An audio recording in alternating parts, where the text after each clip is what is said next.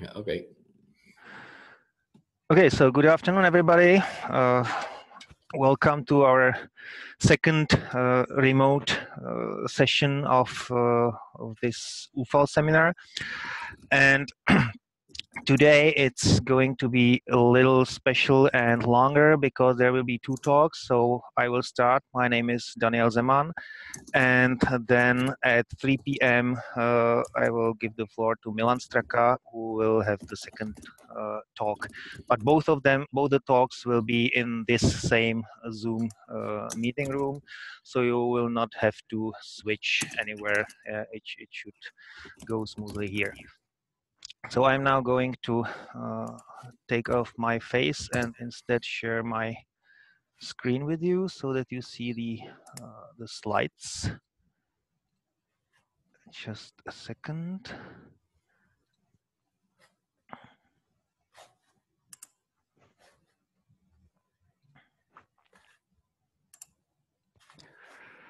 Okay, so my talk will be about enhanced and deep universal dependencies for many languages. It's based on joint work with my student Kira Droganova. And this is not the first talk in this seminar series that I'm giving about universal dependencies, or UD in short. So I will assume that most of you know something about it and have some idea of what UD is.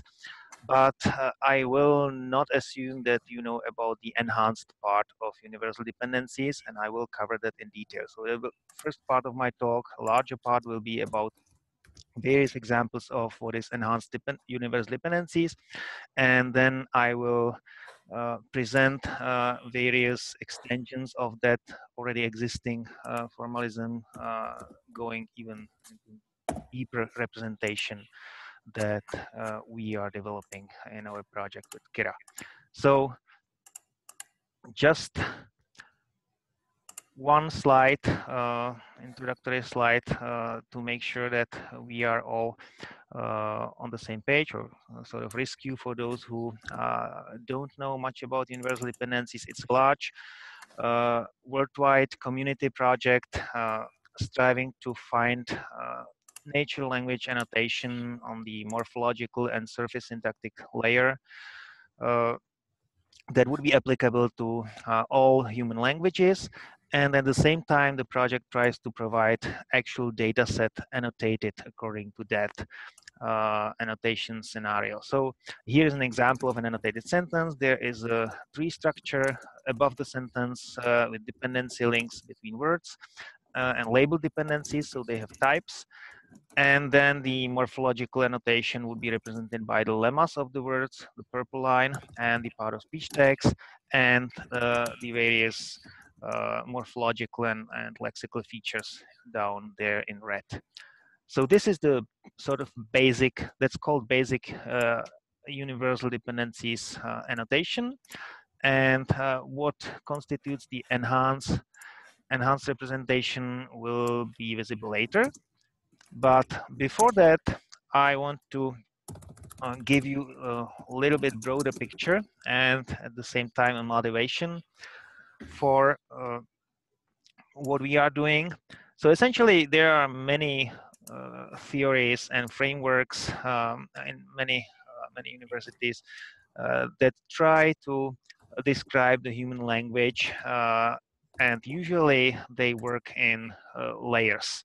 So there's, even for UD, morphologic and syntax could be regarded as two layers, but when we look closer to the syntax semantics interface, there might be seen various layers like surface syntax, deep syntax, semantics. The actual number of layers will differ theory by theory, and their exact definition will differ as well. But the main idea here is that usually more than one layer is needed, and the surface syntactic relations, though, that we observe directly in the text, are not necessarily as close to meaning as we need. So to give you a couple of examples, one example could be the meaning text theory, where there are, I think, up to 7 layers defined, but in the area that I'm now interested in, there will be a surface syntactic and deep syntactic and semantic layer. Here, what we see here is a particular data set annotated following this theory for Spanish, and the graph on in the upper part of the slide is the deep syntactic layer and representation, and the partial graph down here is the semantic representation. We don't need to go into details here. This is really just for illustration.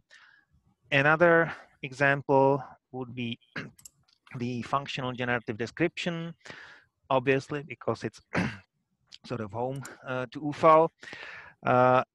And its instantiation in the Prague family of tree banks. Again, there are multiple layers, but what we see here is the so-called analytical layer of the Prague English dependency tree bank, which serves as the surface syntactic representation. That's the upper part, and the lower part would be the tectogrammatical layer or deep syntactic layer. And you can see again that there are words that have their nodes in both graphs. Some words are only in the surface syntax, and they have no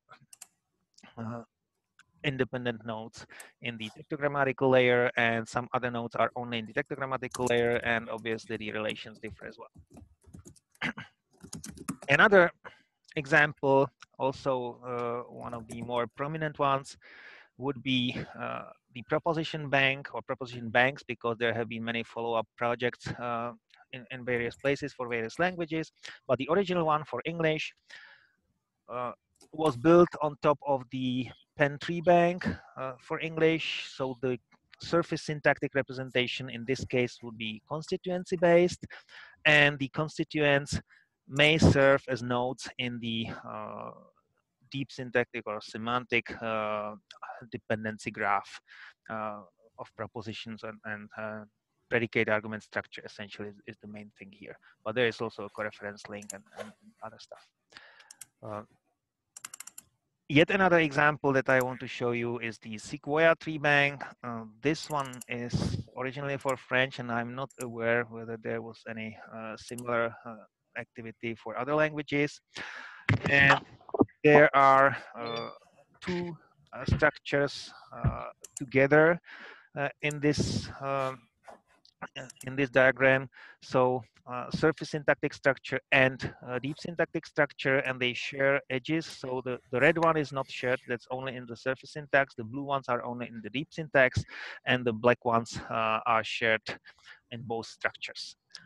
And my final example during this initial pass over various frameworks is enhanced universal dependencies. I will not cover the details now because I will have much more detailed examples later, but just want to tell you that in all my enhanced UD examples, I always have one structure above the sentence and another structure below the sentence. And the structure above the sentence is the basic universal dependencies annotation. So that should always be a rooted tree. And below the sentence, that's not necessarily a tree, that's a directed graph. And it's the enhanced representation. And I try to follow the convention that the red links in the basic representation are the ones that those are the edges that will disappear in the enhanced graph, and the blue ones are new in the enhanced graph, and the black ones should be mirrored on both sides. But before I get to details of enhanced UD, I want to look at another aspect of what we do, and that's multilinguality. UD is a largely multilingual project, but for these theories that I just mentioned, and okay, those are theories, but for the various annotation projects that are based on those theories, we can observe that various languages are covered. For most of them, perhaps except Sequoia, more than one language is covered. but usually it's just a rather small number of languages and often just a few language families. So it does not really prove how much, to what extent those theories are applicable to multiple languages. But worse, it actually doesn't provide the data for any experiments and or linguistic research. So I'm not asserting that the theories are not applicable to multiple languages. I believe there are, but unfortunately, the data is very expensive to obtain. So that's why it does not exist for many languages. And if you look at enhanced UD, it's actually not much better. It is better a bit, possibly because enhanced UD is not as complex as most of the other projects in the upper part of the slide, but still it's extra work and there is not enough manpower available for the annotation. So unfortunately, still enhanced UD exists only for 17 languages, while if I give you a similar picture for the basic UD annotation, we are currently at 90 languages and it is still growing. So the question is really whether we can do anything to have a more semantically oriented or deeper annotation of the relations in sentence and keep it growing at a similar pace as UD itself is growing, so that it does not stop at the first 17 or 20 languages. And we believe that for this to happen, we really need to split the task into two parts. One of them will be automatic, which could be derived automatically from the basic UD representation that we already have. And then there could be optional extras that would cover everything that you just cannot obtain without extra human annotation effort. So for the automatic part, I will claim that actually a significant part of what is currently defined as enhanced UD can be derived automatically with reasonable level of success. It's not completely deterministic, obviously, otherwise it would not be very useful, but it is possible to achieve quite good results. And I will also show you the extensions that we believe we can go beyond the current guidelines of enhanced UD and define additional enhancements. And many of them could also be done semi-automatically. So I will talk about that in the second part of my talk.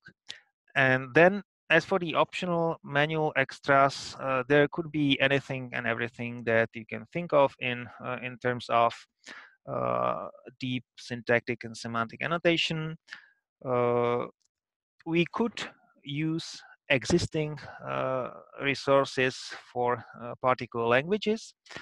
And what we could do is we could convert them to common formats so that they look the same. They are sort of become part of the same annotation project, but still we will rely on their pre-existence. So we cannot hope that we will have them for all the languages. And those could cover various valency frames, and there could be data sets for textual coreference and so on and so forth. So I don't have much to say about this actually. I will only cover the part that can be done automatically today.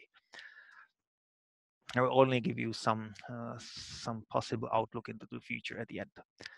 So now finally I'm getting to what is enhanced universal dependencies. And since it has been already defined as part of the UD guidelines, even if it's optional, so not all the three banks have it, but those that have it, those have guidelines how the annotation is supposed to look like. So there are 5 or 6 enhancements defined, depending on how you count it. And I will start with the one that's the most trivial one, but also in some sense, I would say the most controversial one. And that's enhancing the label of some dependencies with extra information that's actually taken from elsewhere in the tree or in the structure. So it can be done almost completely deterministically. The example here is Kate goes to Florida. And the idea is that oblique dependence, OBL here means it's an oblique modifier of the verb goes. and oblique will be used essentially in English. It will be used for any prepositional phrase attached to a verb. In other languages, oblique may cover some other types of modifiers as well, but it's a very broad class. And the idea is that downstream language understanding applications will need to discriminate the meaning more fine grade in a more fine grade fashion. And the preposition, at least in languages where preposition is the important part of obliques, will often give you more clues about the meaning. Not necessarily everything that's needed, but it will give you much better information than OBL itself. So let's just take the lemma of the preposition and insert it into the label. Now, this really means copying the preposition. There's no language-specific normalization of that. So if I have the Czech counterpart of that example, Katka jede na Floridu, I will have the Czech preposition na here, and because Czech also has morphological case marking, which might also play a role, then we also add, and that's also described in the guidelines, we add the accusative marker to that label. But again, that's copied from the morphological feature. So it's not new information, it's just information shifted somewhere else. And the consequence of this is that if you have a Chinese example, you might even have a Chinese Unicode character as part of the label, which may seem unintuitive or unfortunate for some people, but that's how the guidelines currently work. So I think that in the future it might be more useful if actually some attempt is done at harmonizing these labels across languages, because this is completely against the original spirit of UD, that we want the same annotation across languages. So maybe we could get inspired by languages like Finnish that have very few, if any, pre or post positions, but they have many more morphological cases. So for this example, we would see that the case is illative, and that has its own label because of morphological features. And even if the label does not give you the complete description of the meaning in every context, it is still much more descriptive that either one or the other of these two. So maybe we could use illative for all 3 or 4 examples, including Chinese, and it would be a little bit more informative. But currently, that's not what's happening. So that was the first enhancement. The second enhancement is about coordination. For coordination, there might be dependents that are shared among the conjuncts. The example here is sweet apples and oranges. And obviously, this is a question of interpretation. You could say that only the apples are sweet and oranges are sour or whatever. But if the interpretation is that both apples and oranges are sweet, then the adjectival modifier should be connected to both. But it's not possible in how coordination is captured in the basic UD structure. So it can only be connected there with apples. But then the human annotator who believes that oranges, sweet oranges is also correct interpretation could add this other relation between oranges and sweet. And that's why the red question mark is here, because it actually really depends whether the correct interpretation is this or not. So obviously this is difficult. This cannot be done completely automatically. There are some heuristics, but there is some room for errors as well. Now, there is another part of enhancing coordination, and that's propagating the links from the parent of the coordination down to the conjuncts. And that's easy. That's in contrast to the previous one. Jane eats apples and oranges. It's obvious that Jane eats both apples and oranges, but again, only the first object relation could be in the basic representation, and now we also add the second link from eats to oranges. The next enhancement is about external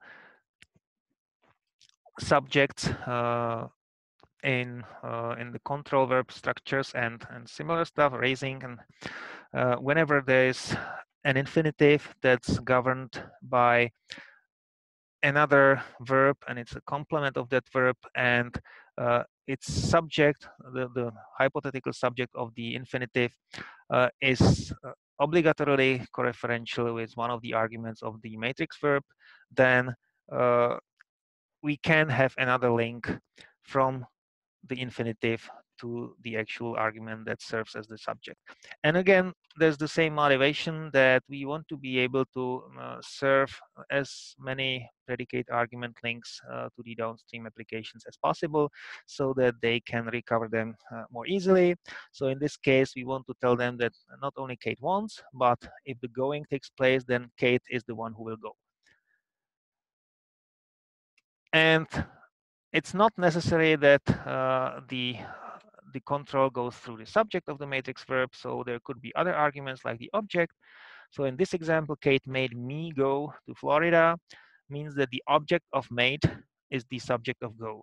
So again, it's not automatically clear which argument of the matrix verb should be used as the subject of the infinitive, and some heuristics have to be used if human annotator is not available for that.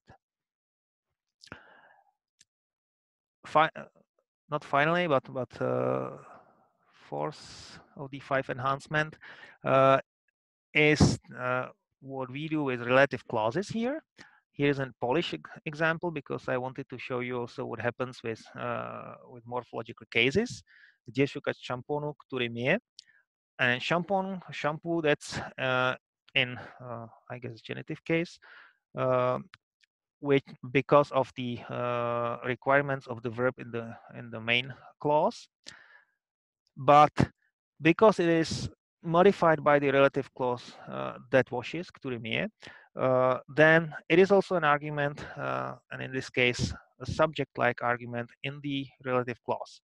So it is modified by the relative clause, that's the link here, ACL relco, but then we go immediately back from the verb washes to the shampoo to show that it's sort of a subject. It's not really a subject of that that clause. The subject is the relative pronoun który, but because for subject we would require that it has it is in nominative case and it is cross-indexed by the morphology of the verb and so on.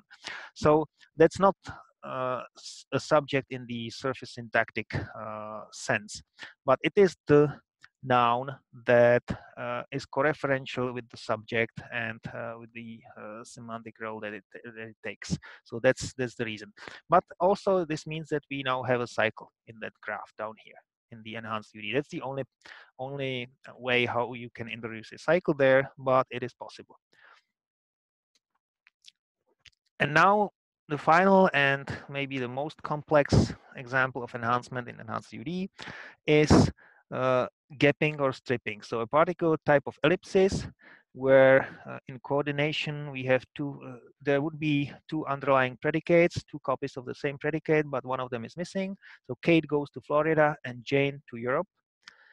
But we have arguments of both predicates, Kate and Florida in the first case and Jane and Europe in the second case. And we want to be able to attach each of these argument pairs to their own copy of the predicate. So in this case, in this situation, enhanced UD allows to introduce so-called null or empty nodes as copies of the missing predicates so that you can show the structure. So this second goes is not visible, it's not part of the basic UD tree, but it is a part of the enhanced graph. And then all these blue relations are redirected from the red ones up there so that we now take advantage of the new copy of the predicate here. And finally, you obviously can have combinations of various enhancements. So for example, we could have a combination of the control verb structure and gapping, like in Kate wants to go to Florida and Jane to Europe. And then we need two empty nodes to provide for that. So if I now summarize the enhancements that I just introduced, there's gapping, and because all of them are optional, not all of them exist in all tree banks that have enhanced graphs. So for gapping, we only have 12 tree banks in the last release of UD that have some empty nodes. For dependency propagation and coordination, only 22 tree banks. Only 12 tree banks have external subjects. Only 9 tree banks have relative clauses, and only 10 tree banks have case enhanced labels.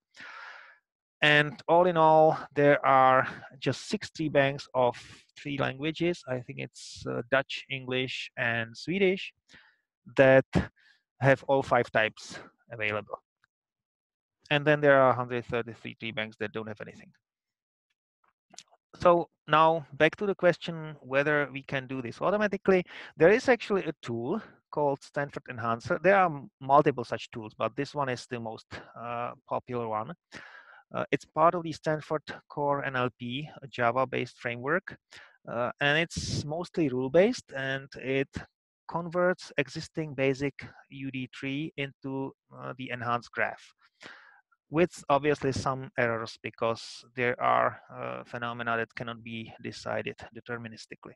So for gapping, actually, it's not just rule-based. It uses embeddings if they are available for words to address the similarity between arguments and to be able to say for the orphaned arguments of the missing predicate whether they are subject or object or oblique.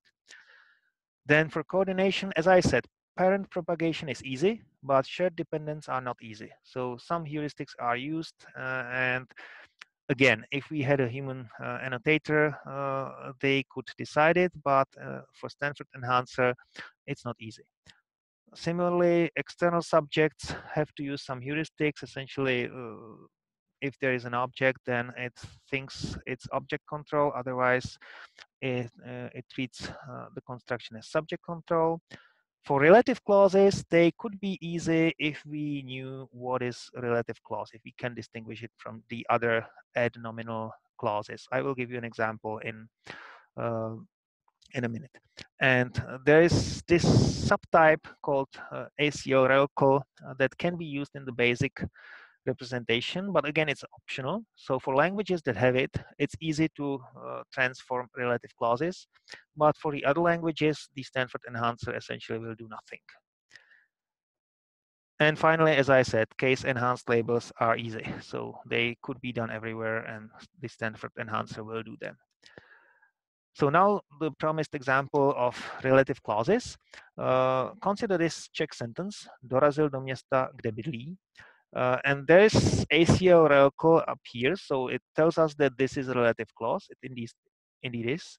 So the adverb where is co-referential with the city here, even though this is adverb and this is a nominal. So there can be this transformation. City can be attached also as a modifier of bydlí, and then the adverb will be reattached to it as its co-referential element. But now consider a very similar but different sentence. Odpověděl na otázku, kde bydlí. Now, so it means he answered to question where he lives. Now there is no co-reference between the question and the pronominal adverb, because he does not live in the question. So in this case, we need to know that even though we see the same relative or interrogative, in this case actually interrogative adverb here, we should not treat it as a relative clause and not add this link between bydlí and otázku. But without the human annotation of what is a relative clause and what not, we cannot do that 100% correctly. Now, one final note about the automatic assessment of the difficult enhancements. Sometimes it's also possible to reuse information that was available in pre-existing tree banks. So for many UD corpora, the data is actually converted from some other annotation scenario, non-UD or pre-UD annotation framework. And there might be information available that we need, and that cannot be expressed in the basic UD annotation. So that's the case of the shared dependence in coordination. If the source tree bank is one of the Prague family of tree banks, where coordination is done differently and shared dependence are marked there. So in this example, Karel píše a Lucie prodává knihy. We have shared object of the two verbs, while each of the verbs have their own subject.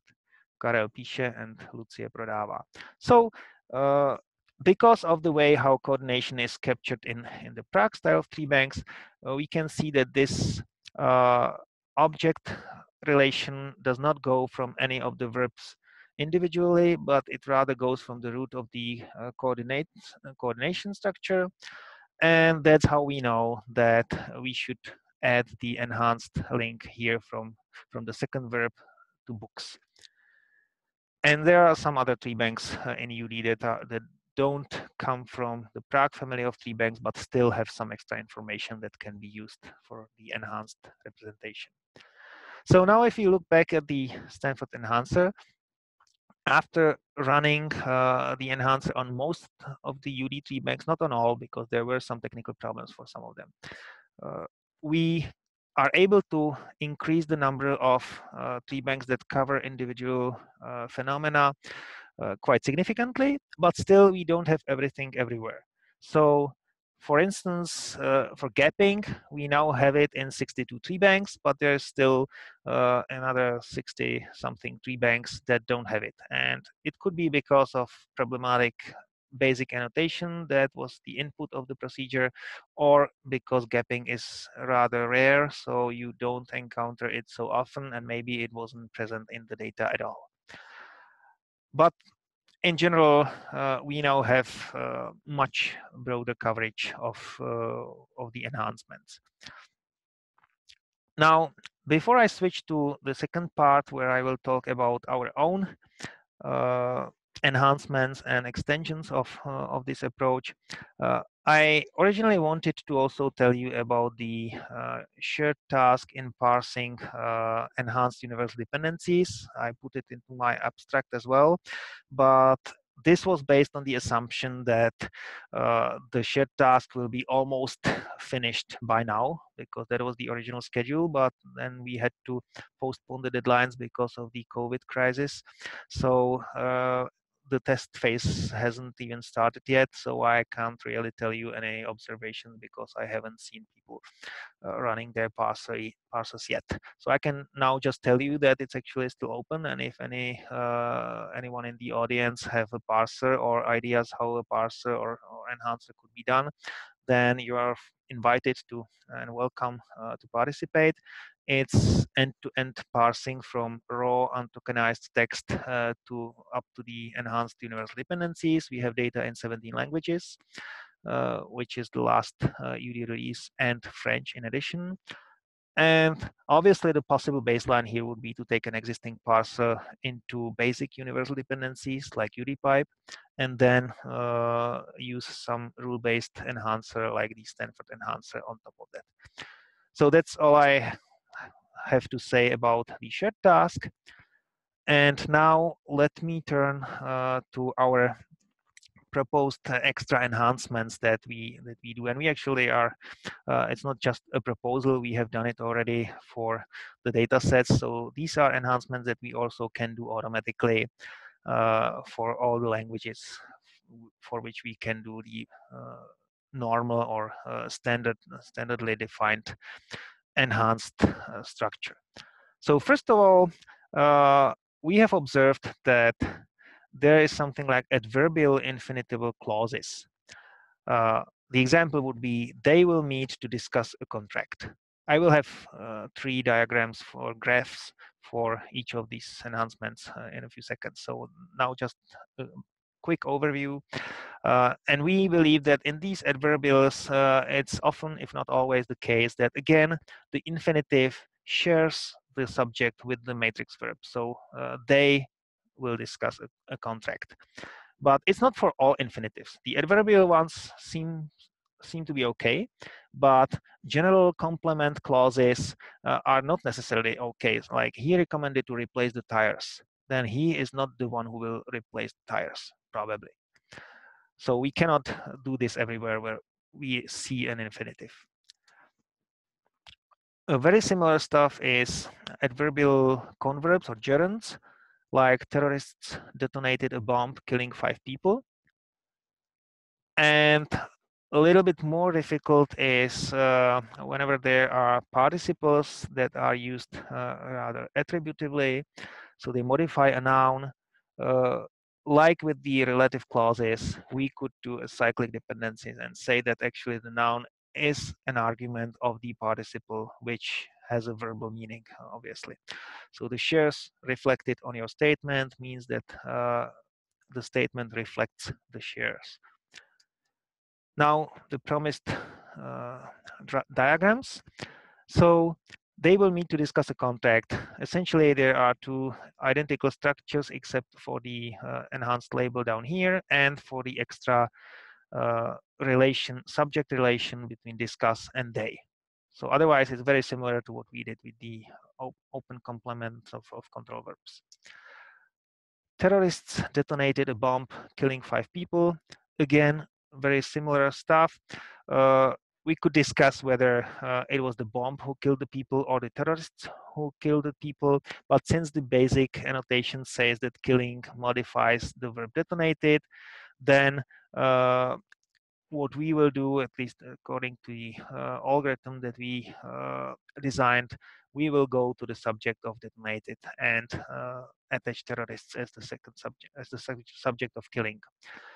We still have to look at many other languages to see whether this hypothesis of treating gerunds really holds, or whether there are languages where this would lead to more errors than good edges.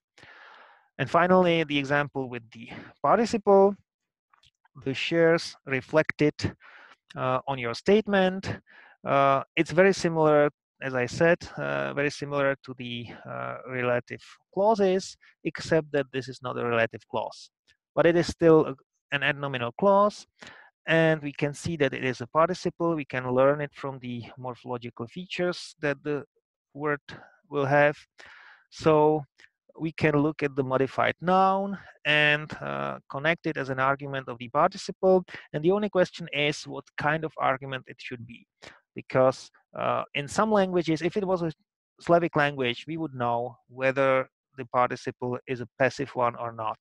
So whether we can interpret it as a passive subject, or you could say object. It's as I said, it's not a real subject or object in the surface syntactic sense, but whether it's the argument that would correspond to the passive predication or not. In English, it's more difficult because this participle can act both in active and passive clauses. So there is no morphological feature that would lead us to the passive interpretation. And so we now treat it automatically as passive, but it's likely to introduce some errors. And in the future, we would like to look at possibilities of maybe listing transitive verbs that are more likely to be interpreted passively, while for intransitives it's not possible, and so on. And this other example is just to show you that the list was not exhaustive. There are other ideas that we come across when looking at the data, at the output of our extra enhancer, but we have not covered them yet. So one possibility, one example that I have, and probably this is not the last one that we could come up with, is something like light verb constructions. Výrobky mají šanci uspět, meaning products have a chance to succeed. And so here the infinitive to succeed modifies the noun chance. So since it modifies a noun, it will not be captured by any of the previously discussed enhancements, but still, because the noun is part of the verbonominal construction have chance, when we know the meaning of this, we could say that here actually the actor or the subject of the infinitive should be coreferential with the subject of have chance. So we could add this and this other subject relation here, but that's for future. We don't do it right now. So and now, so these were rather enhancements in the same spirit of what has been already done for the officially defined enhanced 2D. But now I will switch to something slightly different, which hasn't been done in enhanced 2D, but it was done, for instance, in the Sequoia project, and that's normalization of syntactic alternations, so that we can always say what kind of argument it is, regardless of whether it's active, passive, or relative clause or whatever. So to give you an example again, in the active sentence, he killed the dragon, he is the subject, dragon is the object, and let's say that we will label he as argument 1 and the dragon as argument 2. And now if we see the passive counterpart of that, the dragon was killed by him, dragon is now subject and him is object, but still we want dragon to be argument 2 and him argument 1. So that means that the mapping of the semantic roles is the same, even though we don't label the semantic roles by saying this is a patient and this is an actor. And there could be other alternations, like she made him kill the dragon. You could say that him, again, it's even in a different clause, and him is argument 1 and dragon is argument 2, and that's a causative construction. Or the relative clause, the dragon that was killed.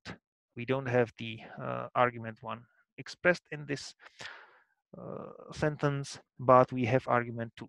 So we should be able to label him in respect to the verb kill. Of course, the dragon could also serve as argument something to another predicate, which we don't see in this example. So that's what we try to do. Essentially, in the current version of the project, we only focus on active-passive alternations. So we don't have yet rules for these things. But for active and passive, we can do it for pretty much every language where passives exist, because there usually is this passive subtype of each relation that's involved in a passive clause. Again, it's optional, but it's very strongly encouraged in UD, and as I have counted, there are dozens of languages that actually use it. So I believe that really most languages that have passive actually use these subtypes. Now, we label the arguments by numbers. Argument 1 is the what would be the subject of active clause. Argument 2 is the direct object of active clause or subject of passive clause. And then for indirect object, we will have argument 3, and we could have argument 4 and others for the various oblique modifiers. But essentially, the idea is that we try to keep the mapping to the semantic roles of this particular predicate fixed. So that makes it similar, the numbering of arguments makes it similar to what various other semantic annotation frameworks do, most notably the Probe Bank. But especially with respect to Probe Bank, there is an important difference. There's one clearly visible difference, but not so important, that they start their numbering from 0 while we start from 1. So you could just subtract 1 to account for that.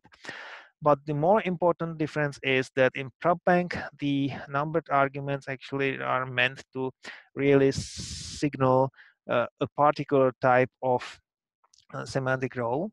So if you have John broke the window and the window broke, it is still the window who is affected as a patient of that action. So window will be argument 1 here and there as well. That will be the same for them, because that has the same semantic role. While we have no possibility to see that window is the effective patient here, because we don't have any semantic or lexical resource that would tell us that window is not likely the actor responsible for the breaking.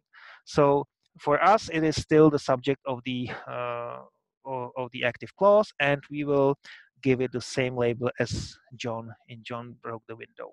So this is something that has to be kept in mind, and that's obviously a weakness of the approach, but that's caused by the lack of lexical resources for all the languages for which we want to run it. We also have predicate identifiers. Here, the motivation is that in future or in the languages where it's available, these identifiers could be actually sense or frame identifiers that would directly link to the valency lexicons. But right now, more or less, we just take the lemmas with some exceptions, which are listed down here. Essentially, when there is a compound link in the basic UD annotation, which will tell us that, for instance, that there is a phrasal verb like come up, then we will make the particle part of the predicate identifier. So come up will be different from come across and different from simple come. The similar story will appear with the reflexive verbs, inherently reflexive verbs in Slavic languages, and various other compound verbs like light or serial verb constructions will also be merged together as one predicate type. So to summarize what we have now, we have released UD, Deep UD version 2.4, which was last summer.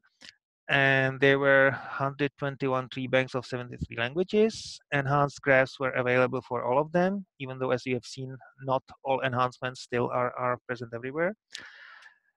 There were these extra enhancements that we defined, the infinitives in adverbial clauses and gerunds and participles, and active-passive alternation was normalized so that the numbered arguments were available as an additional piece of information. We have the intention to regenerate this after each UD release. For some technical issues, we haven't done this yet for version 2.5, which appeared in November, but it's now ready to be released. So I will really make it available within a couple of days. And then hopefully we will be able to do it after each subsequent release of UD. Now, obviously, there is a lot to do in the future. Evaluation of the actual quality of these enhancements is one of the most important items on the to-do list. Unfortunately, we can't really run any objective automatic evaluation tool right now, because there is no gold standard annotation for this. So right now we are rather going manually through the output of the enhancer and eye spotting various issues and interesting examples as inspiration for future improvements. And then the other big question is whether we can improve this, or to what extent we can improve this by joining it with the existing lexical databases like the Czech and English valency lexicons BELEX. So that's what we want to test, how well can we map the actual frames in the data to the predefined frames in the dictionary. So my last slide is just to show you, to give you an idea what this means. On the left-hand part of the slide, there is an excerpt from Valex for the English verb to kill, and this is one frame of that verb. I think there might be more than that, but I don't remember whether there is actually there are multiple frames for this particular verb. And there are the semantic roles of the arguments actor, patient, and optionally means how to kill. And then there are examples.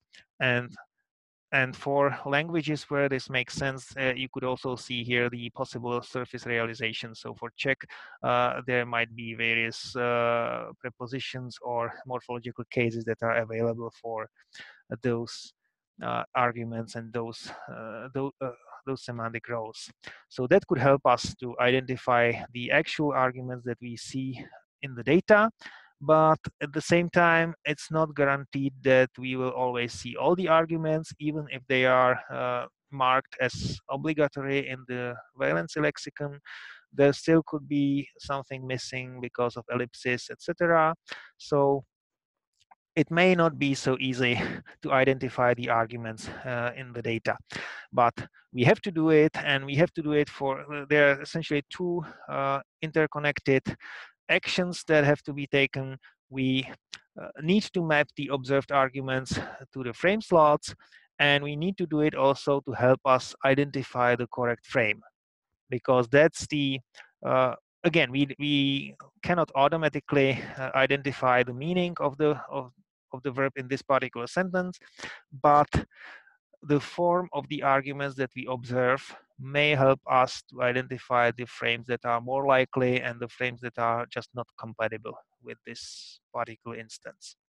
So that's the future work, or something that Kira is now looking at, but we have no results in this direction yet.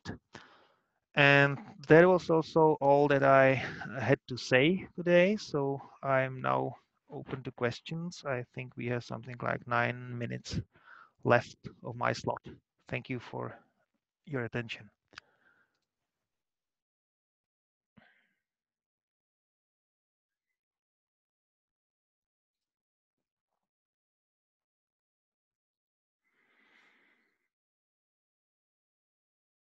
If you have a question, just feel free to unmute your microphone and speak up. Yes, so hi, ahoy Dana. Hi, hi. So it's about this sentence, the window broke, right? Mm-hmm. So what if there is a language that actually doesn't need an object, and you can just leave it out, and so the sentence could be ambiguous. So either the window broke something, you know, just falling out on someone or something, or the window broke, the original sense. Now, how would you disambiguate it if you give argument one to the second case, where the window really broke itself? Well, I think that I actually don't know what exactly would be the annotation in Valex for this case, so I probably should look at it. But in general, I believe that we would have to treat this as two different frames of the verb to break, and two different mappings to the semantic roles, even if the ultimate semantic roles might come from the same set. But there are actually two possible answers to your question.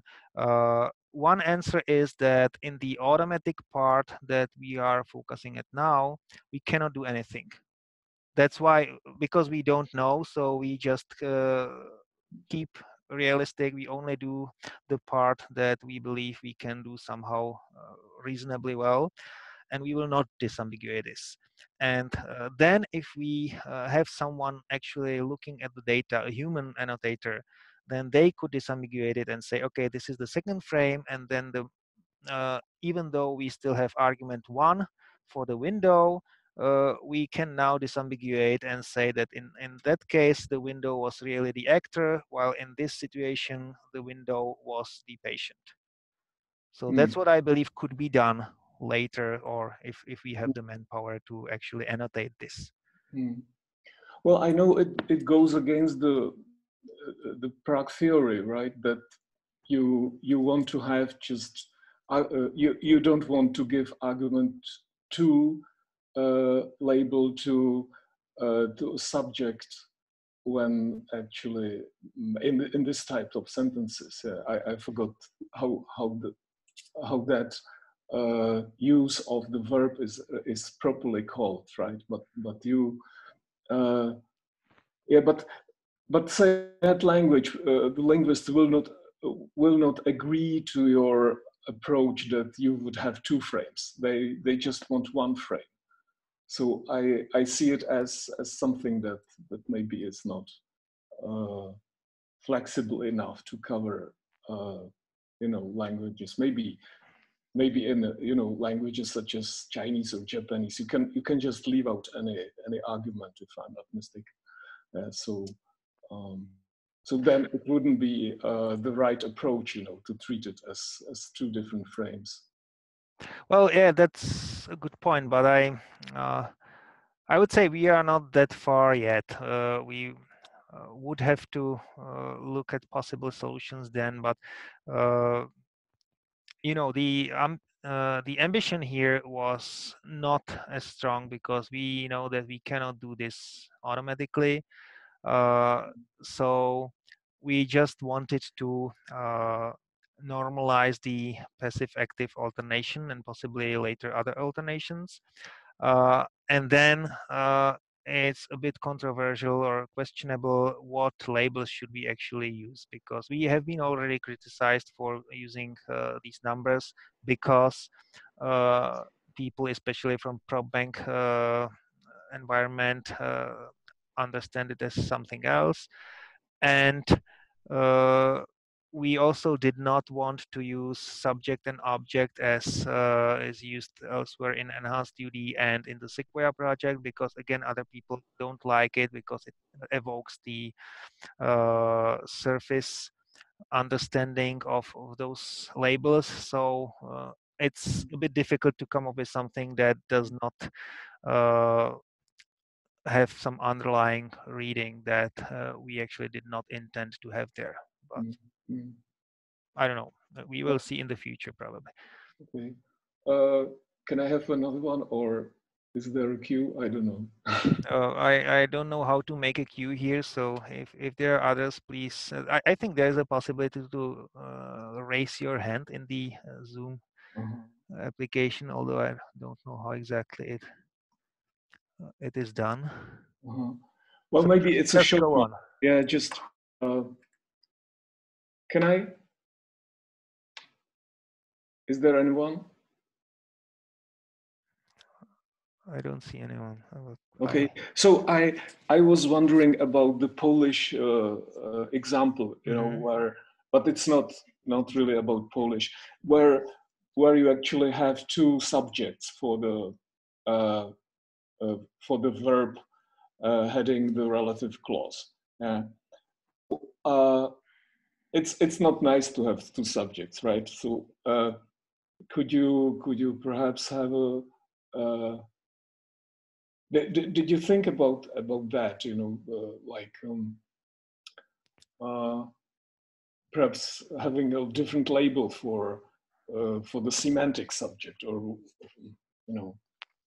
Well, that for part the was actually I don't completely like it either, but that part was already defined in the UD guidelines, where arguably I'm one of the persons responsible, but I was not directly proposing this one. I think that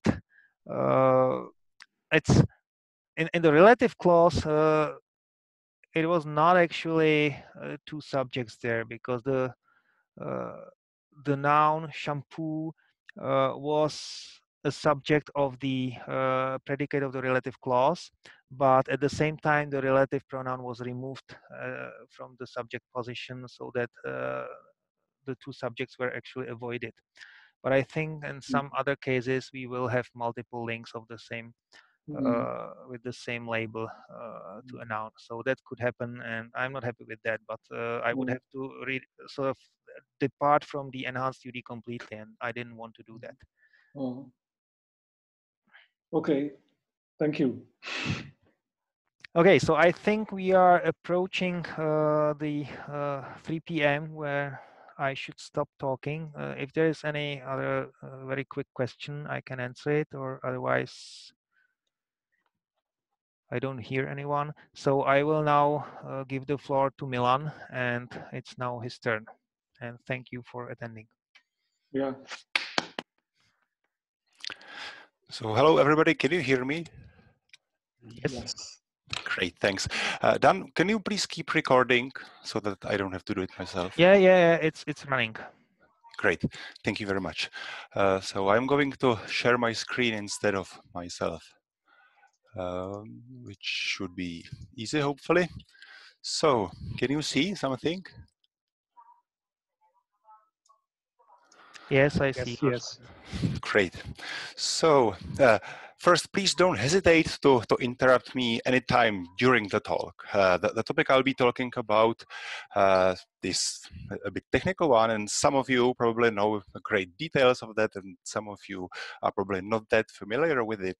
So I will try to avoid the technical stuff and talk about the general ideas. But in any case, if you are unsure what's happening, please tell me. It's definitely better to ask a question instead of like listening and not knowing what's going on. So I would like to tell you what I think is like one of the largest advancements in language understanding from the machine learning point of view in last year and a half or something. And it's somehow connected with these Sesame term I've probably seen all these various Muppets and these words Sesame all over the place, and I deliberately put it into the title of the talk as well. So I'm talking about the Sesame unsupervised learning from raw text and its applications. When processing language in using some machine learning algorithms, we usually need to represent the words. Right? And for quite some time, the words have been represented as vectors, and these vectors are usually pre-trained on a large number of raw text. Right? Probably everybody has heard of Mikolov, and that's exactly what's happening in, for example, a word-to-vec model. Right? You try to pre-train what a word means by using this distributional hypothesis of worth, which in naive terms is this quote, "You shall know a word by a company it keeps." But the general idea is that two words probably have similar meaning if they appear in similar contexts. When we use this technique to pre-train word representations, we get a single word per vector, which fits nicely in all these technical approaches, and it seems like a good idea. But unfortunately, it's more like this. It's not like we can represent a vector using just a word by just a single vector, because, well, surprise, there are very many words which have multiple meanings. Like there is an image of a current here, but you can not only think of more words with different meanings, but you can even think about different meanings of current. So somehow the pipelines have to deal with this fact, and they had to try to somehow contextualize a meaning of a word depending on the sentence it appeared in. But it's a bit shame that this contextualization doesn't happen in the pre-training. And that's exactly where the pre-trained contextualized embeddings come in. The idea is that every instance of a word will have a different vector, like a different quote meaning, and it will depend on the other words in the sentence or in the paragraph, document, whatever. There have been a growing interest in being able to pre-train such contextualized embeddings like Elmo or Flare, and the one which I'll be talking about a lot is BERT. It came out at the end of 2018, but after a year, there were more than 200 papers in EMNLP which contained BERT either in the title or in the abstract. So it's something which influenced the community quite a lot. And this is actually where the Sesame Street comes in, right? When Peters and Al, they trained the original, or like first large-scale contextualized embedding model, they named it Elmo. It kind of makes sense. It was really like embedding using language models, but at the same time, it was this character from the Sesame Street, and then this kind of a joke kept on. And so there are nowadays models with other names from the Sesame Street. This is BERT, if you are interested. We also definitely have the Ernie model. We have the Big Bird model. I'm not really sure. We have some model of the rest of the Muppets, but I would say we do. It's just we don't know about it. So BERT. Why is a good idea to pre-train the contextualized word embeddings? Well, in the original or pre contextualized embeddings architectures, you would represent each word by a single vector. So you would really have like, I don't know, I want to do something, then you would get the fixed vector for the word. And if one of these would be like a non-obvious one, let's say that this is not really one, but this is can, then the vector we would use for the word can would be the same one, independently on whether it is really a verb or just the noun, the thing you want to drink from. And then the pipelines would begin with something like an LSTM layer. So they would somehow process the word embeddings depending on what neighbors they have in the sentence. And this part would be able to perform the contextualization. So the supervised part of the pipeline, like the place where you actually use the supervised data you have from the task at hand, like part of speech tagging or named entity recognition, would perform the contextualization. However, this means that this contextualization part wouldn't be able to leverage the vast amount of plain text which is lying on the internet just waiting for us to see. So with these contextualized embeddings, this whole part of the pipeline is now trained in an unsupervised way from the raw text. So that's why it's really a good thing, because we can now leverage easily like 1,000 times more data to train the contextualization part.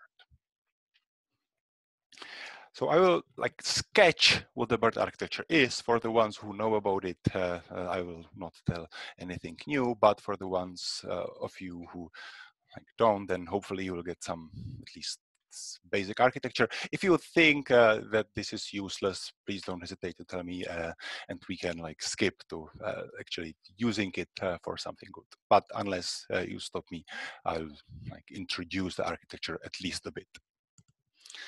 So our goal is to be able to train an embedding, and the embedding is not going to be just a dictionary entry, but instead it's going to be a function. Like you will have some box here, and then the box will get a whole sentence, like I am a sentence, right, on the input. Then it will process it somehow, it will do a lot of magic inside, and then we'll get the representation of the individual words which we got. This black box uses something called a transformer architecture in case of BERT. There is a sketch which probably looks quite scary if you haven't seen it before, but the good thing or good part or good news is that we are actually only going to use this left side of the transformer architecture, and generally the model or the BERT embeddings are computed like this, for many times, for 12 times, we will repeat this simple operation. Like each word will decide where it wants to copy the information from. So if you have, I don't know, a green chair, I am sitting on a green chair, then maybe the chair would like to copy the information from green because it somehow modifies the chair. Maybe it would also like to copy the information from sitting so that it knows what's happening on it. So we will have these iterations, and in each iteration, each word will be able to get the information from somewhere of the sentence. It means every word will generate like a query. Query is like a question, right? It will question, it will shout at all the other words to find out who it really wants to talk to. Then each word will also like put up a sign with a key.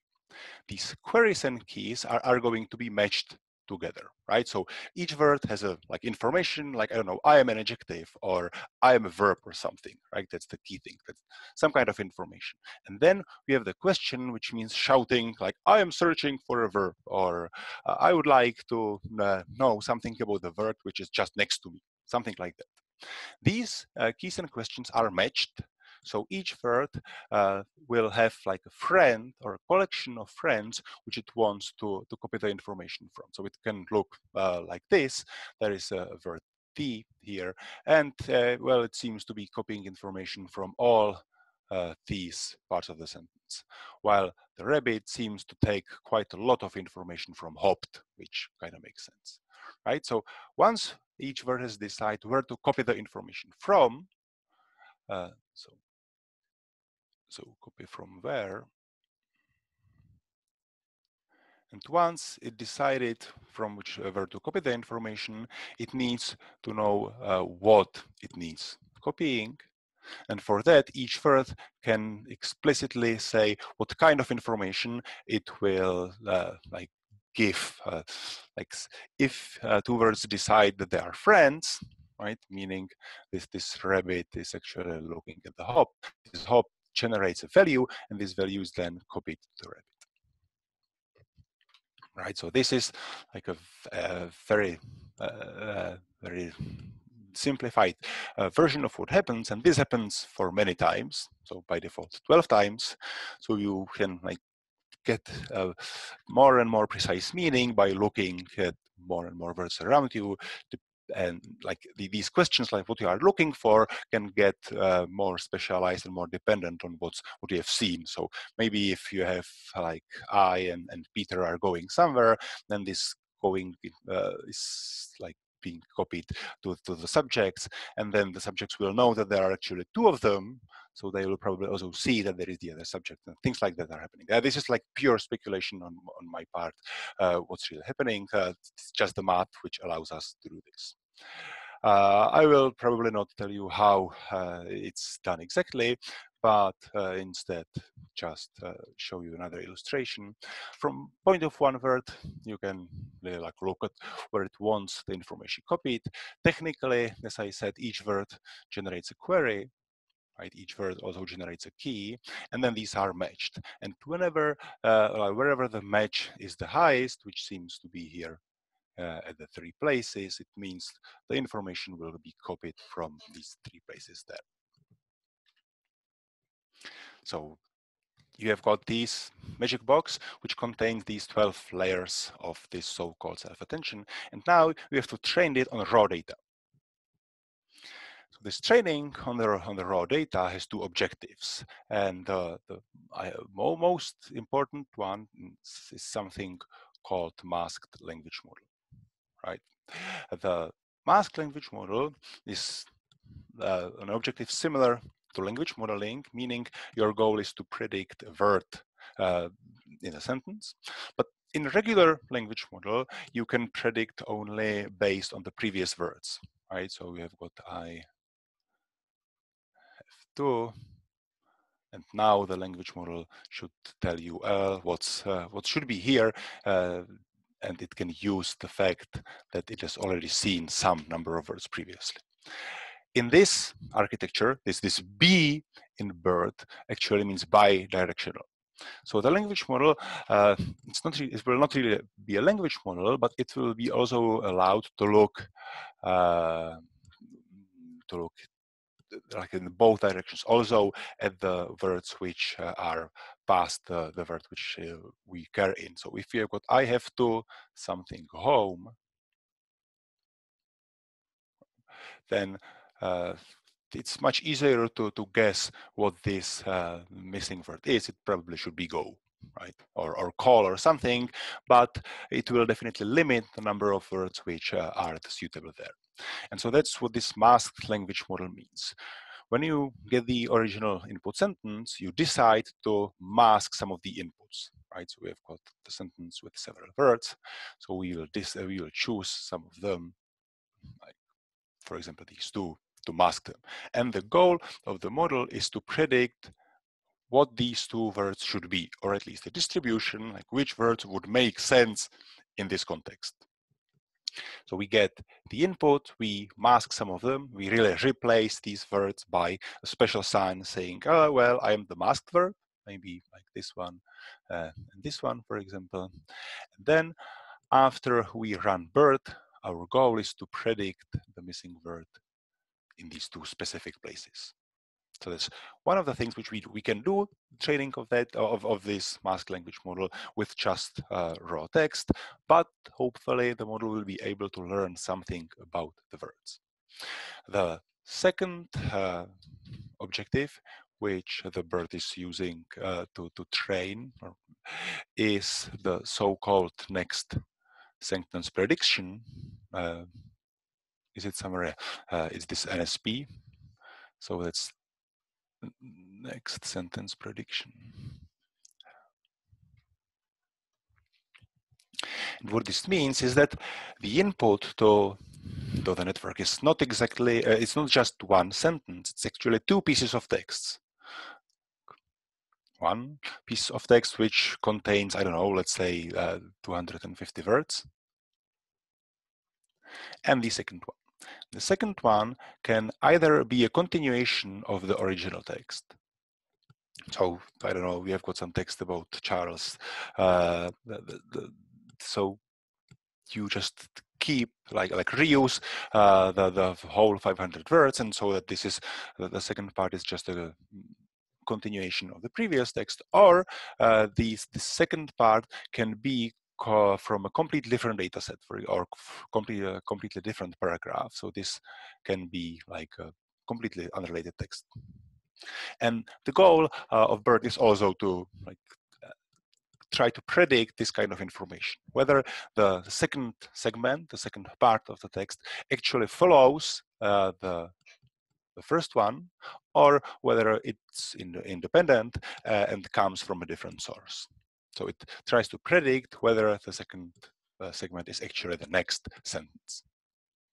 And ideally, this would allow not to represent just meanings of individual words, but to somehow summarize the whole sentences. So even if these segments have similar words or similar dictionary, they might or might not be related in meaning, like of the whole sentence. So that was the original motivation of the authors to also include some more sentence level kind objective in the training. Yeah, I'm just going to skip this. So once you have trained this model on a very large number of texts, and by very large number, I mean something like 16 gigabytes for English, for example, then you can start using it to actually solve some problems which you would like to solve. The simplest example which you might use is to try performing a sentence classification or text classification.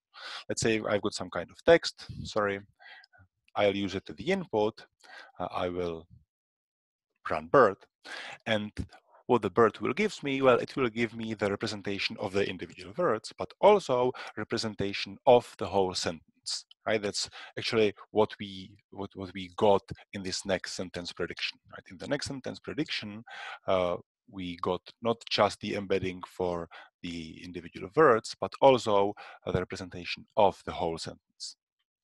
So we can use this representation and just perform classification on it. Right? That's one of the simplest applications.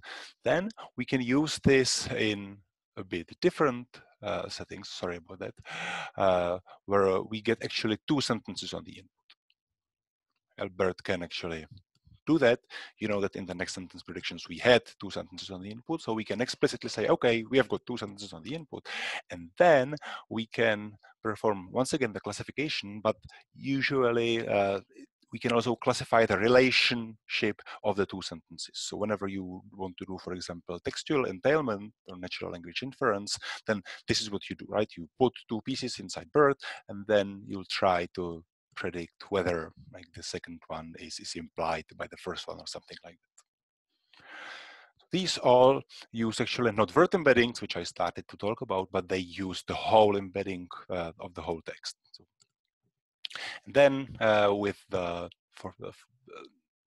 to see some applications of the embeddings of the individual words, we can just ignore the meaning of the whole sentence, right? So we are not using the sentence embedding at all, but instead we are using the embeddings of the individual words and try to predict whatever we want for each of the word in the original sentence. In this case, it seems to be named entity recognition, but generally you can do anything. On English data, using BERT has actually bring up the like just the numbers quite high. Of course, just increasing a number on a task doesn't necessarily mean that you have done something good. However, in this case, it's not about that the numbers rise dramatically, and even when looking at the errors which the systems produce, then you can see that the performance got really better. And by better, I mean the numbers like were increased, sometimes even by like the errors were reduced by 20, 30, 40% in some of these cases.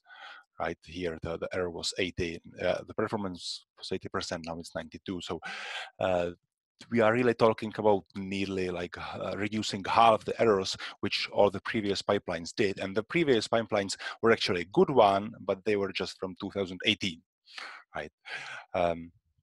So on English, it definitely works very well, which a lot of people were able to mention and realize. And there were a lot of other papers from just the original one showing that it actually works. So what I want to talk about is how that these contextual embeddings, like what can they do for other languages than just English, right? Mostly that will mean Czech for me at the beginning, and then we'll move to some collections of even multiple languages. So when you want to use these pre-trained contextualized embeddings, like a much better process of telling you the quote meaning quote of a word, you need to get this pre-trained model. Actually, pre-training the model is very computationally intensive, and by very, I mean pre-training the model takes something like 8 GPUs for 2 months or something like that. It's really a lot of computational resources. So usually people don't pre-train their own BERT. Instead, they just use the one which the original authors of the paper pre-trained, which works well for English. However, nobody, as far as I know, has pre-trained the BERT on Czech. Yet, I want to talk about how it can actually help for Czech NLP tasks. So where is the trick? The trick is that the authors of BERT actually trained a model which is called a multilingual BERT. The multilingual BERT model is trained on a collection of 100 languages. It actually is 102 languages with largest Wikipedia. Right, they need to get plain text and ideally with a good licenses, so they took Wikipedia and took 102 largest of them. And then they trained the BERT, just as we said, using this masked language model, so predicting whole in the text, and the next sentence prediction, so being able to say whether 2 parts of text come from the same source or not. However, they did it on 100 languages without actually telling the model which language is which. The model can just process any language, and it should be able to work without even knowing which one it is. So the good thing is that Czech is one of these 102 languages. The bad news, or it may seem like a bad news, is that it really is not that large, so it is only like 1/100th of the training data. So we have got a nice box which can represent inputs in 100 languages. One of them is Czech, so the question is how well the representation actually works. And the surprising answer is that very well, much better than you would expect. So let's look at some basic Czech NLP tasks, which will be part of speech tagging, lemmatization, dependency parsing, and entity recognition. And look whether like using these multilingual BERT embeddings will be of use. I will probably skip the technical details. The only necessary information that we use like state-of-the-art pipelines, which should be able to produce really reasonably good outputs. I'm just skipping through that and skipping through that as well. So when we use these BERT embeddings, we just take the pre-trained model and use the embeddings without changing them or adapting them. Somehow we just use the original embeddings. This is somehow called the frozen embeddings, right? We got them and they are not changing. Why I'm talking about this is that maybe it would make sense to adapt the contextualized embeddings for the task at hand. If you have, I don't know, you want to predict part-of-speech text in Czech, maybe it would make sense to be able to slightly modify BERT, this function which generates the embeddings, to generate embeddings which will be more useful to our task at hand. That's doable, but we are not doing it in nearly any of the approaches I will talk about in this lecture. In this talk. So we are just using the original one, the frozen embeddings. So to see what can the embeddings do for us. So here we try to predict the part-of-speech text and the lemmas on PDT 3.5. Right, we have like the previous approach, which is like either to use Morche from Johanka or to use Morphodata, which is just a re-implementation of that, and which achieves some kind of an accuracy. Right, that's this blue and red one and this red one. To even allow them to run, we need an access to a morphological dictionary. Right, there are really very many lemmas and very many part-of-speech texts. So it would be difficult for the model to just predict the part-of-speech text out of nowhere. So it uses morphological dictionary. It gives it several or maybe a dozen of analyses, and then the tagger and lemmatizer tries to choose one of those. Then when we even start using deep learning without the contextual embeddings, we can get the green bars. So the green bars are the neural networks which use a lot of raw text. They use non-contextualized embeddings, and you can see that they are much better, and they actually work in the settings without the dictionary, and the decline is not really that large, so that's really cool. And then when we want to use, when we also put in the contextualized embeddings without really changing them, just giving it as additional information, like what does the multilingual BERT thinks about the word, you can see that the model is actually better. We even did some kind of an error analysis, and you can see that or when you look at the errors, many of them are really complex and difficult to sort out. Usually you have to take some kind of a syntax or even semantics in account to distinguish between like a first and fourth case and things like that. It might seem that this 0.5% or something isn't that much. However, it's not likely that achieving 100% is actually possible on the data set.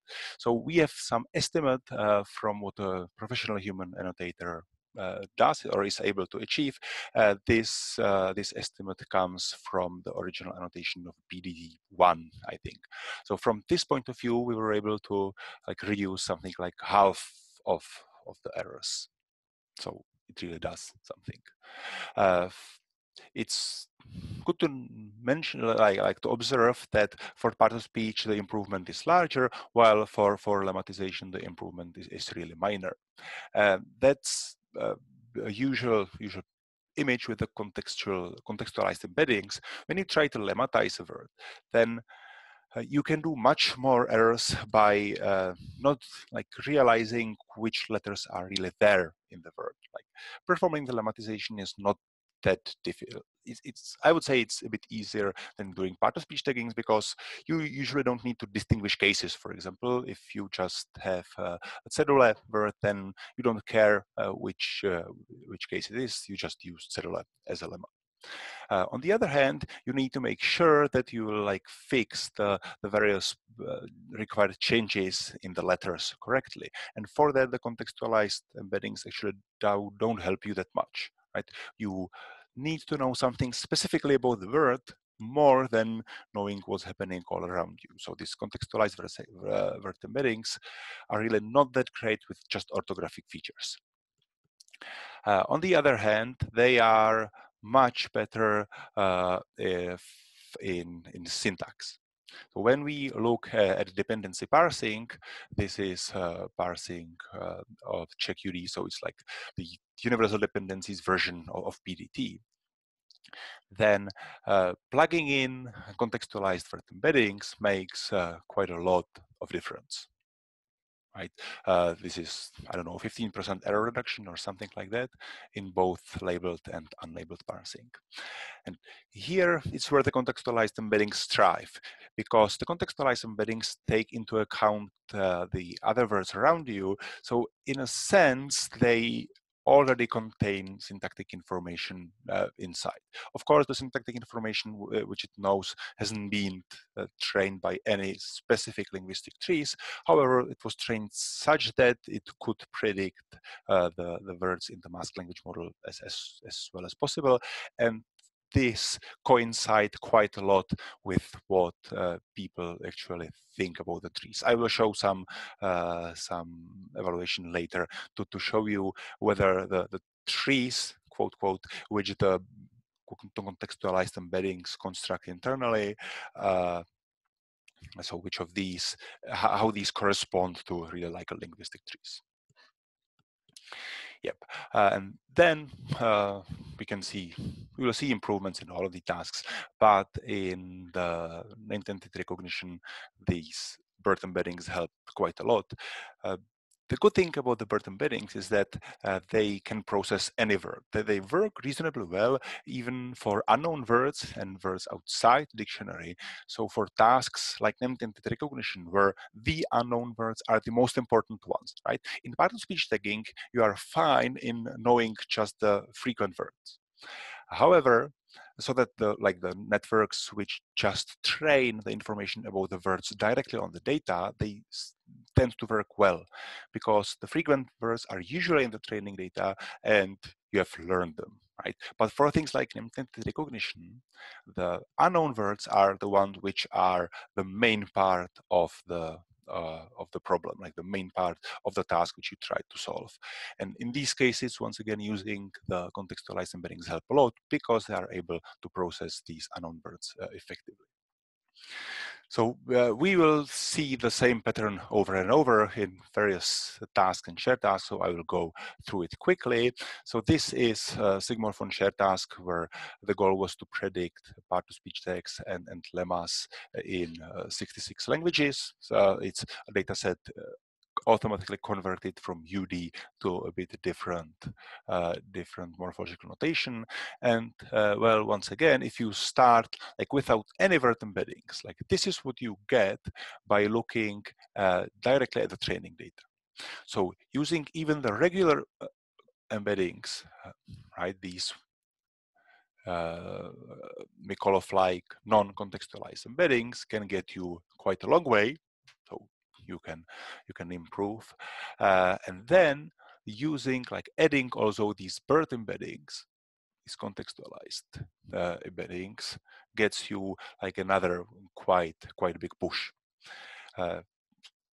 The question is whether these BERT embeddings are like contextualized embeddings, like contain all the information as the non-contextualized embeddings, and the question is like, is most of it?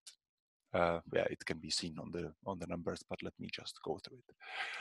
Yeah, so I won't really now go through the individual tasks, but this is also parsing and like part-speech tagging, lemmatization, and parsing on 72 UD3 banks, and the message is just the same everywhere. So adding non-contextualized embeddings helps, but adding contextualized embeddings helps substantially more. Right, so we can get to 96 just by using the BERT embedding. So like we can reduce something like half or even more than half of the errors when we do. Yeah, so this is more of the same. So they've got the gist, right? Using contextualized embeddings is just a good idea. So is this it? Like, is this what the embeddings are? You can just edit and they will like slightly or moderately or even significantly improve the task of improve whatever task you have at hand. Well, that's one part of it.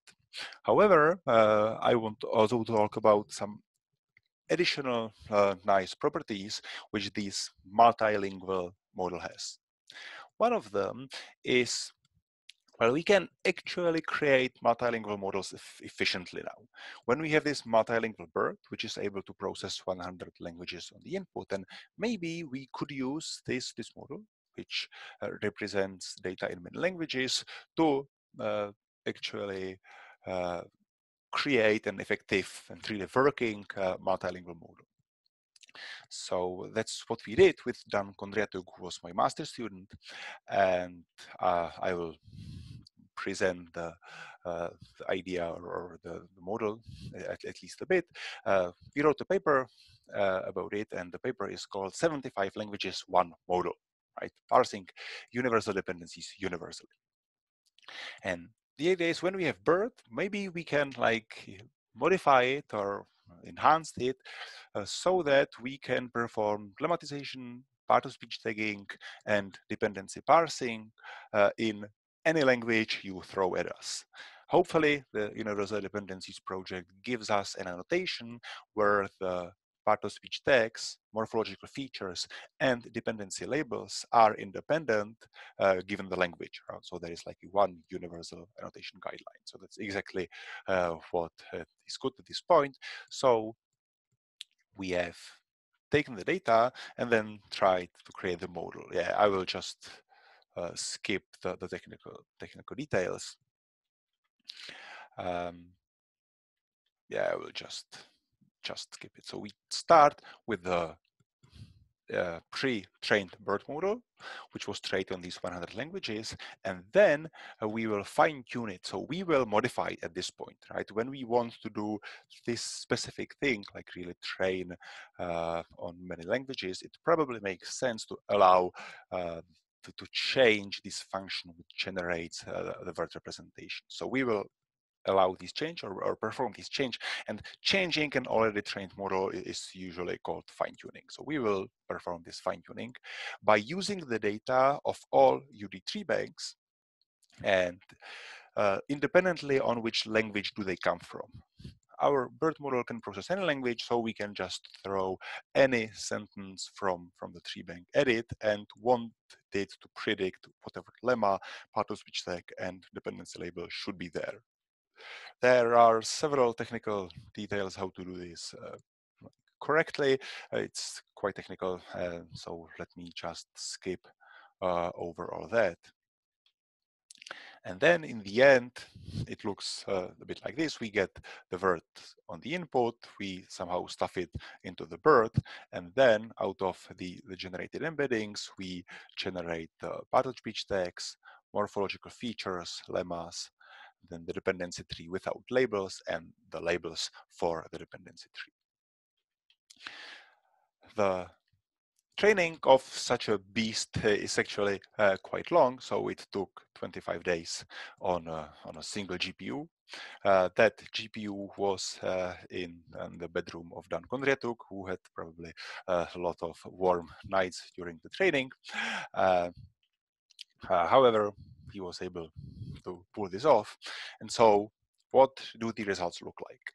So one of the main message is that UDFI actually closely matches the UD pipe without contextualized embeddings, right? That's what we did before BERT was around. So when comparing to these non-contextualized embedding using pipeline, UDFI closely matches it. And by closely matches, I mean it is better in syntax, right? So the enabled attachment scores are higher. However, it's slightly worse in the other ones. Well, this is caused by the fact that there are a lot of high resource languages. In high resource languages, training just on the training data is usually slightly better than using this multilingual approach. It kind of makes sense. If you have a high resource language, maybe there are some rules specific for it. So even if the annotation is universal, the rules for like applying it on a single language might not be. So for these high resource scenarios, the results are not that great with the multilingual approach. But it's not to say they are like completely bad, but they are slightly worse. However, in low resource settings where the training data is not that large, you can see that this multilingual approach is considerably, and I really mean considerably better than the single language one. And even this BERT approach works also in so-called zero-shot setting. So it works for languages which it never saw during this fine-tuning phase. Some of these languages it saw when doing the masked language model predictions, like Breton and Tagalog, for example. And for these, you can see that like even without seeing any part of speech annotation for Breton and Tagalog, the accuracy of the multilingual model was more than 60%. And the same for unlabeled attachment score, and the labeled attachment score was a bit lower. But even for the languages which were not part of the original BERT training, the model is actually able to get like reasonably good results, probably because these languages are similar to some of the other languages, right? You can just transfer the knowledge independently. When like compared with a reasonably good state of the art in 2018 in the UD share task, the UDFI, like this multilingual approach, which really contains like one model for all the languages. It doesn't even know which language it's processing. Then it would like get the high scores definitely in the low resource setting, quite good results in the small settings, and in the overall the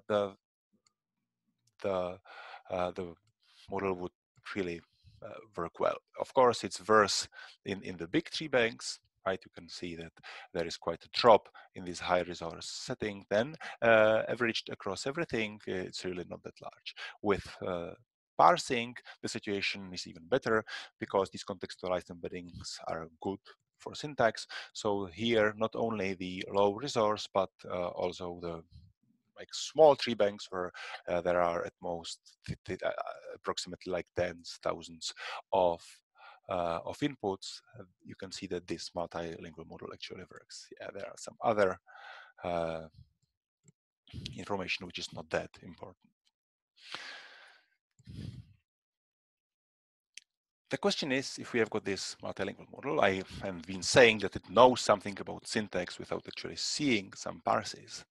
So this question, of course, was like multiple people were pondering about the questions, and then last year Hewitt and Manning actually developed a tool which allows us to measure this information, like how much syntax is actually stored inside these unsupervised contextualized embedding.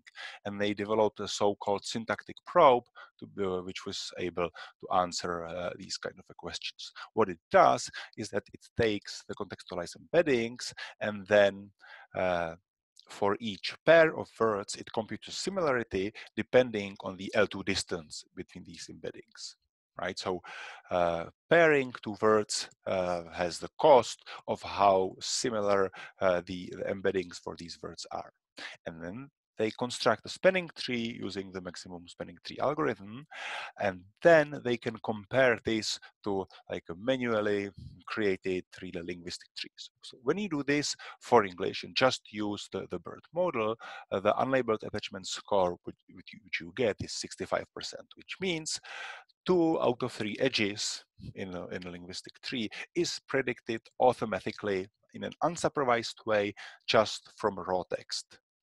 So there are the examples here of BERT, which like are like reasonably similar to whatever we think. The upper part, that's the like really manually linguistically constructed trees, and then the lower part is whatever BERT predicts. So what the BERT does is, well, it was able to say moving fields, category and areas, and then in series. Some of them were fine, some of them were not. And when we do the evaluation after fine-tuning on the English tree bank, so after actually providing some of these explicit syntactic information to the model, it actually improves. Well, that's not that important. The question is how much. But even without like giving it any information, it kind of worked well before, and now it's really unreadable. Yep. So I still have 13 minutes left, which is quite fine. So what the contextualized embeddings do for us, well, they give us better representation, so we can just use them. They allow us to create multilingual models, so we can actually train models in many languages, and they will hopefully work without even knowing in which one. And the, like, I would say, most stunning result, at least in my eyes, is that it actually can provide a cross-lingual transfer. So assume that we would like to solve some simple reading and comprehension task. We will consider a squad dataset, which is the, I would say, the most used dataset. How it works in squad, we get the text, right, some kind of information. Then we get a question, for example, what is the only divisor beside 1 that a prime number can have? And our goal is to find the answer to the question by actually show like pointing inside the graph. So here for the what the divisor beside 1 a prime number can have, well, it's itself, right? So this itself, like the answer, is actually part of the text. So it's not open domain question answering when we would have just to answer any questions, but we can answer questions which are like which can be answered given the original text. So this is what the data set is. Unfortunately, it's only in English, and if we would like to have this question answering system in Czech, the question is, what can we do? Well, one of the things which we can do is we can use our great machine translation systems. We can take the data set, translate everything, translate the questions, the answers, all the texts, and create a translated data set. It would probably contain some number of errors, but maybe that would be it would still be something, right? So that's exactly what we tried.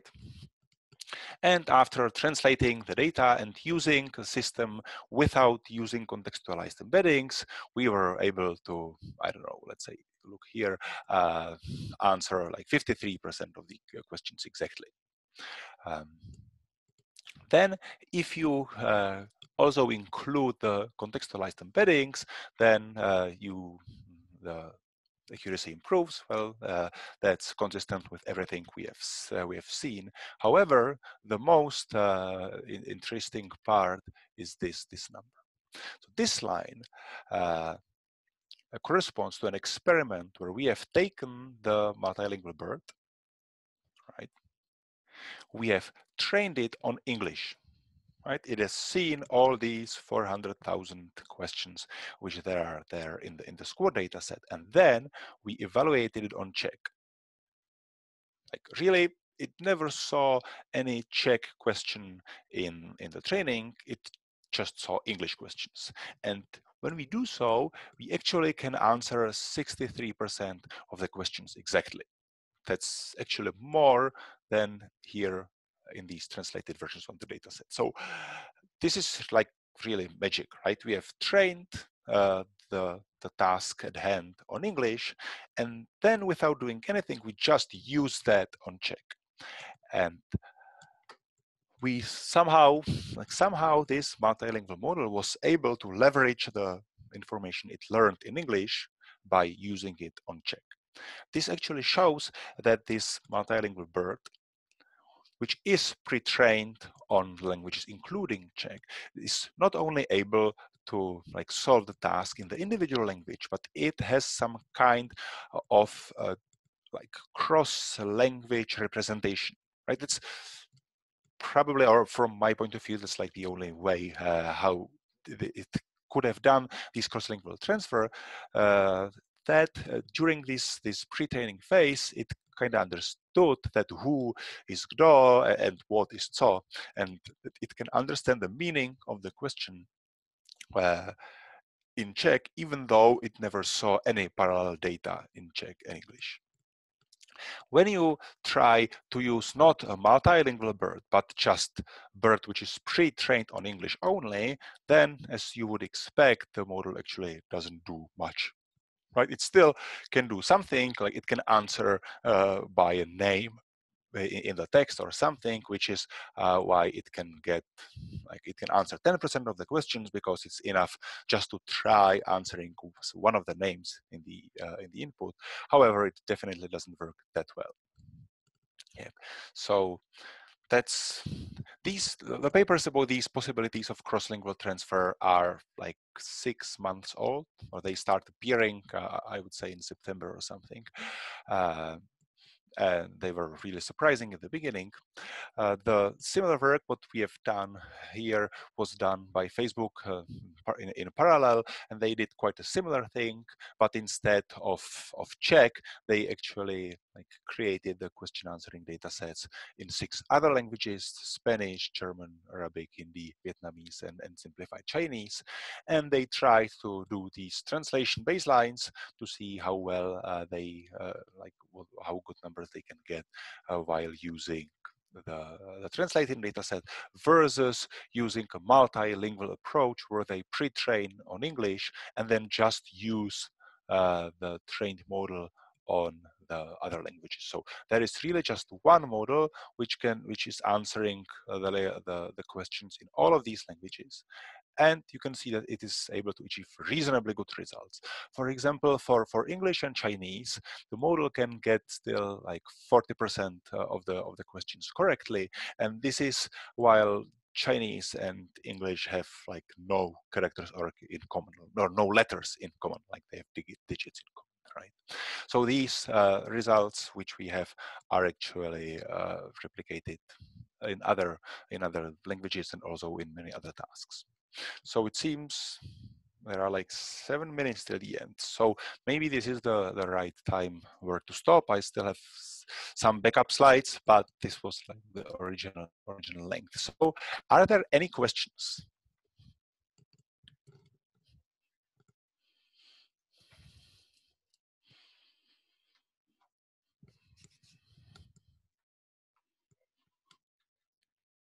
Yeah, so I have a question about this cross-lingual setting. Mm-hmm. So when you want to transfer the information, for instance, from English embeddings to Czech embeddings, do you use any kind of transformation between those embeddings, like any shift or projection, or they're just use like the common knowledge in BERT for morpheme, for word pieces? Yeah, we just really copy the information like without changing it at all. When you use this model like trained on English in these settings, you just use the same model without doing anything language specific about it. So when you want to get the embeddings in Czech, you just do exactly the same what you would do for English and just take the results. Right? So the model doesn't even know that it's computing things for Czech and English, and it's just all the same. And the surprising part is that these embeddings actually like have a similar quote semantic quote meaning, which is surprising because the model never saw any parallel data. It never saw that Kočka is cat. But if you look at the embeddings, these words like Kočka and cat will be very close to each other.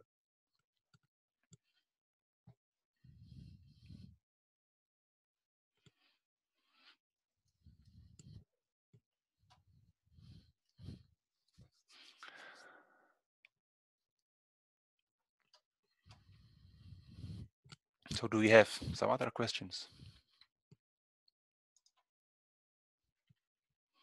So maybe if no one has, then I can ask Ondřej Bar.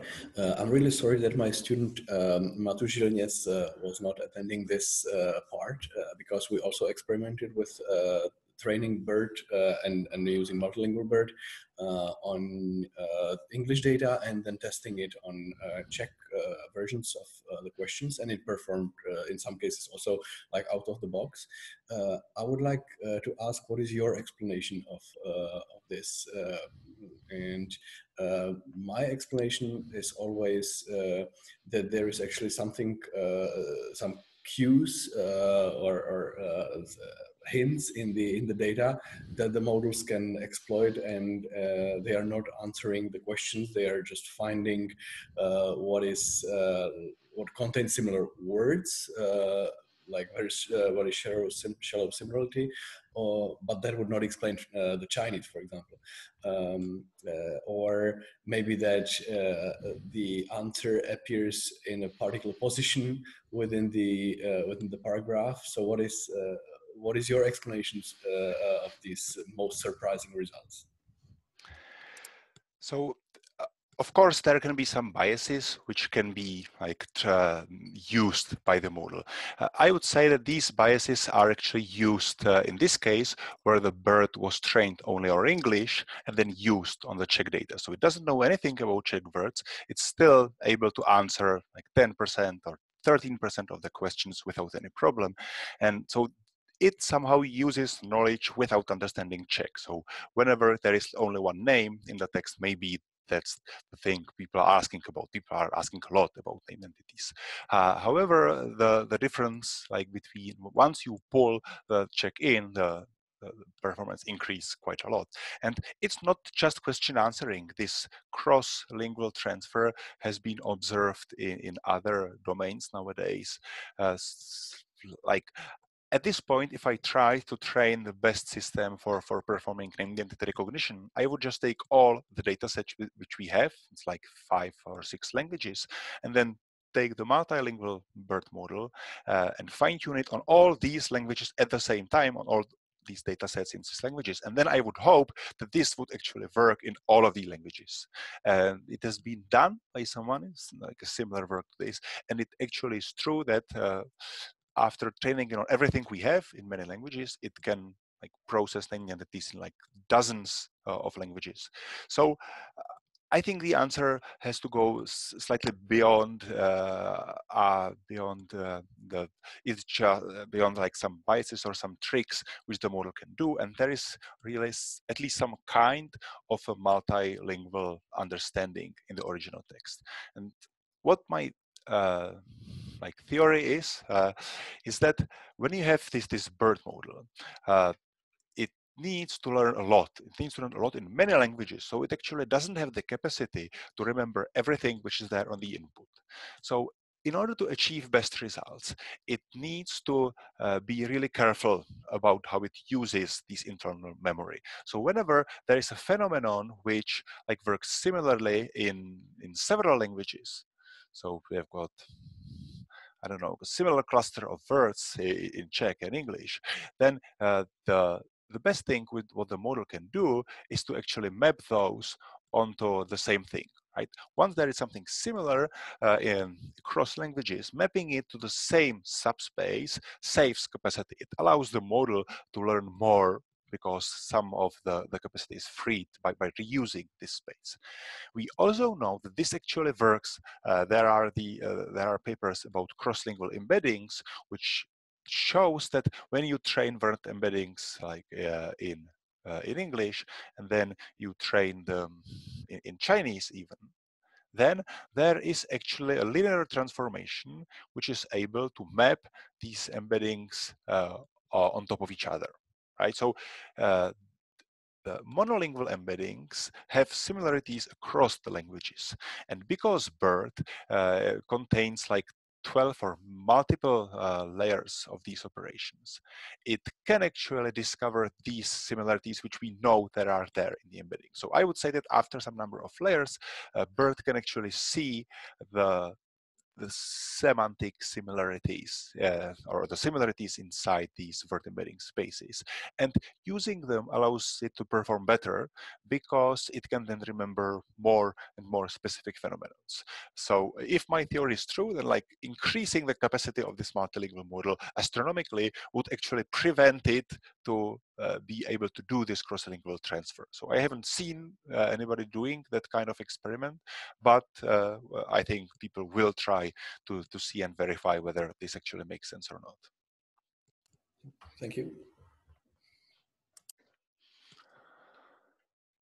So at this point, I think it's already past the original time, but if somebody still has a question, don't hesitate to ask.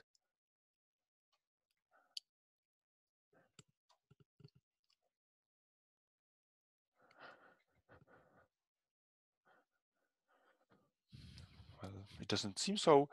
So thank you for your attention from my part, and yeah, I hope to see you soon, some other time. Okay, so thanks everybody for coming, and if there are no other questions or remarks, I don't know if Magda wants to step in and tell us whether there are any plans for future seminars.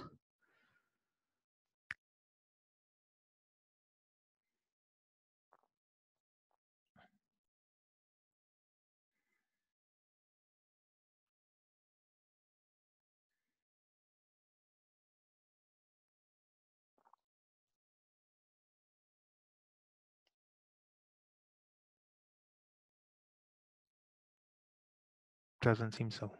Looks like the connection is lost now. Okay, so thanks everybody for coming, and I will now stop the recording and stop the meeting. So see you sometimes next time, or hopefully not very late in again physically in the building in Malá Strana.